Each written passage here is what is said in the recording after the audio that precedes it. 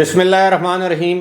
السلام علیکم۔ ابرار رشید آپ کی خدمت میں ایک مرتبہ پھر حاضر ہے، اور آپ سے ہمیشہ کی طرح درخواست کہ اگر ابھی تک آپ نے اس چینل کو سبسکرائب نہیں کیا تو سبسکرائب کر لیجئے، جو بیل آئیکن یا گھنٹی کا بٹن ہے اس کو پریس کیجئے، اور اگر آپ کو ویڈیو پسند آئے تو لائک کا بٹن دبانا مت بھولیے گا۔ آپ کا بہت بہت شکریہ۔ ارشد شریف کے قتل کے حوالے سے ہر آنے والے دن کوئی نہ کوئی نیا انکشاف ہوتا ہے۔ اس حوالے سے بات کریں گے کہ ایک مرکزی کردار نے کینیڈا کی حکومت سے مدد طلب کر لی۔ ارشد شریف کی والدہ نے گزشتہ روز ایک عالمی بین الاقوامی نشریاتی ادارے کو انٹرویو دیتے ہوئے ایک مرتبہ پھر کہا ہے کہ انہیں تحقیقات پر اعتماد نہیں، اور انہیں یہ بھی معلوم نہیں کہ ان کو ملک سے جانے کے لیے کس نے مجبور کیا۔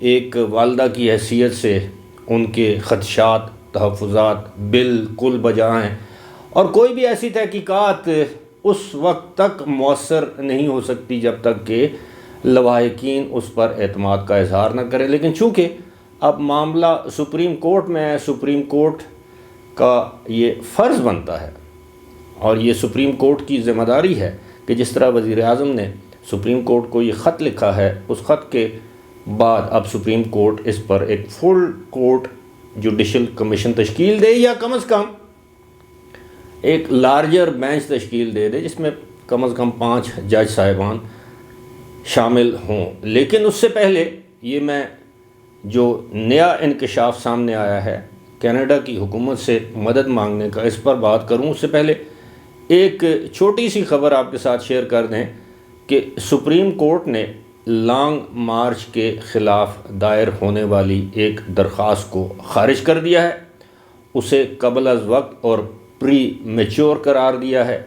یہ درخواست دائر کی تھی سپریم کورٹ میں JUIF جمعیت علماء اسلام فضل الرحمان گروپ کے سینیٹر کامران مرتضیٰ نے، اور انہوں نے سپریم کورٹ سے استدعا کی تھی کہ لانگ مارچ کو روکا جائے، لیکن سپریم کورٹ نے یہ استدعا مسترد کر دی ہے۔ انہوں نے کہا ہے کہ یہ ایک سیاسی عمل ہے اور سپریم کورٹ سیاسی عمل کو روک نہیں سکتی۔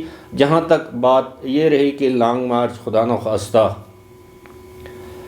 اس میں خون ریزی ہو سکتی ہے، تشدد ہو سکتا ہے، تو انہوں نے کہا کہ جب وہ وقت آیا تو سپریم کورٹ دوبارہ اس کا ازسر نو جائزہ لے سکتی ہے۔ پہلے ہی سپریم کورٹ میں ایک توہین عدالت کا معاملہ زیر التوا ہے، لہٰذا یہ درخواست آج خارج کر دی گئی۔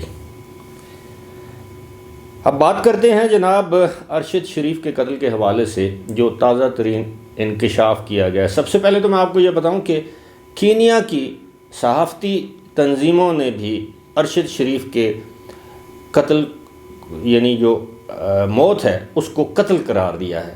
قتل عمد جسے کہتے ہیں کہ ایک جان بوجھ کر قتل کرنا، ایک تو قتل خطا ہوتا ہے جس طرح وہ مسٹیکن آئیڈینٹی میں وہ کہہ رہے تھے، لیکن یہ قتل خطا نہیں بلکہ قتل عمد، عمدن جان بوجھ کر دانستہ طور پر ان کو قتل کیا گیا ہے۔ یہ ماننا ہے کینیا کی صحافتی تنظیموں کا، اور کینیا کی ایک صحافتی تنظیم اور کینیا کے ہیومن رائٹس کمیشن نے کہا ہے کہ اس حوالے سے جو پاکستان نے تحقیقات کی ہیں وہ بالکل درست ہیں، یعنی جو بھی تحقیقات پاکستان کی اب تک سامنے آئی ہیں جس کے مطابق ممکن ہے کہ ان پر تشدد بھی کیا گیا ہو۔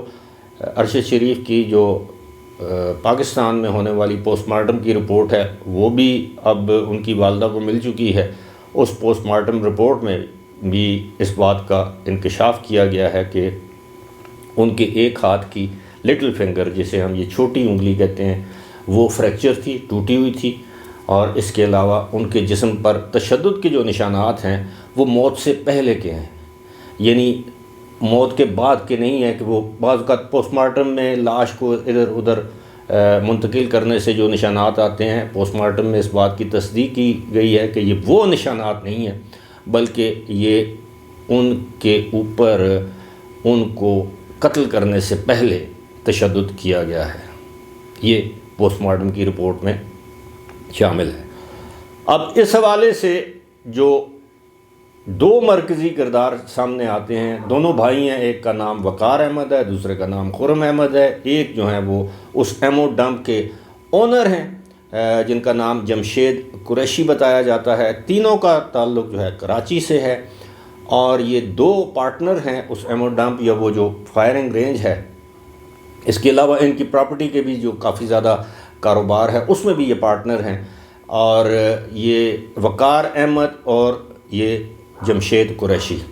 اب جمشید قریشی نے چند دن پہلے یہ انکشاف کیا کہ جناب ارشد شریف کو در حقیقت پولیس نے نہیں مارا, بلکہ ان کو GSU جنرل سروس یونٹ, جو کہ ایک آرمی کا ایک یونٹ ہے, انہوں نے قتل کیا ہے. بات میں ایک اور ٹوسٹ آ گیا اس پورے معاملے میں.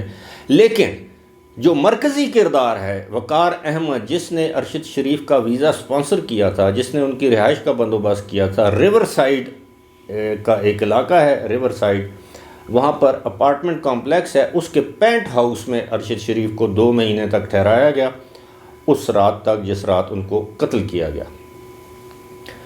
اب وقار احمد نے یہاں پر یہ بتاتا چلوں کہ وقار احمد جو ہیں وہ کینیڈین نیشنل ہیں, کینیڈا کے شہری ہیں, اور انہوں نے نیروبی میں یعنی کینیا کے دارالحکومت نیروبی میں کینیڈین ہائی کمیشن سے یہ درخواست کی ہے کہ ان کو تحفظ فراہم کیا جائے, ان کی مدد کی جائے.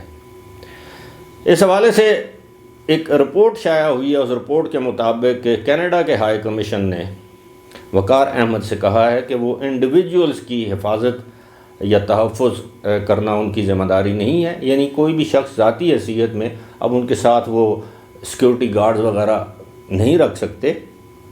البتہ یہ کینیڈا کی حکومت کی ذمہ داری ہے کہ جتنے بھی کینیڈین نیشنلز ہیں کینیا میں, نیروبی میں, کسی بھی جگہ کینیا میں, وہ ان کی حفاظت کو یقینی بنائے, اور اس حوالے سے وہ حکام سے رابطہ کریں گے کینیا کے حکام کو کہ ان کو سیکیورٹی فراہم کی جائے.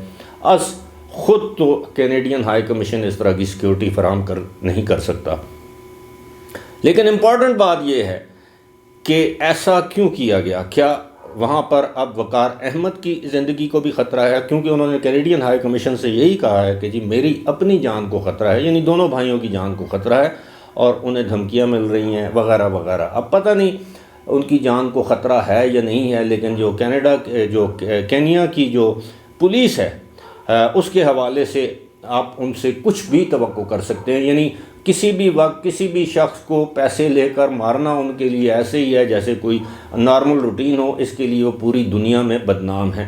لیکن معاملہ یہ ہے کہ کینیا کی پولیس جو ہے وہ پاکستان کی جو تحقیقاتی آفیسرز ہیں یا تحقیقاتی ٹیم ہے اس کے ساتھ بالکل تعاون نہیں کر رہی, اور اس سے ایک بات صاف ظاہر ہے کہ اس وقت کینیا کی پولیس یا کم از کم اب وہاں کی جو فوج ہے یا اسٹیبلشمنٹ ہے ان کا اس قتل میں ضرور کوئی نہ کوئی کردار ہے, چاہے وہ کرائے کے قاتل کا کردار ہے, چاہے فیسیلیٹیٹر سہولت کار کا کردار ہے. اور اسی کے ساتھ ساتھ یہ 2 کردار جن کا میں نے نام لیا ہے وقار احمد اور خرم احمد, جب تک یہ پاکستان کے تحقیقاتی اداروں کے حوالے نہیں ہوتے, ان کی حوالگی پاکستان میں نہیں ہوتی, اب یہ بہت مشکل کام ہے, اس وقت تک میں سمجھتا ہوں کہ اس گتھی کو سلجھایا نہیں جا سکتا.